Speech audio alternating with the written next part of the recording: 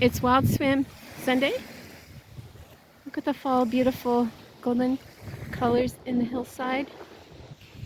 And it's been like really stormy, rainy, and we caught a break. But you can see that storm headed right towards us. So we got out of the water. We probably had plenty of time, but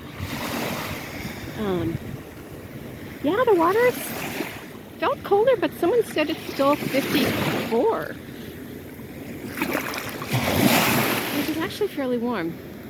Anyway, as always, I'm so grateful for this and the community, and to live close to the sea, and for this water, and for the life it supports.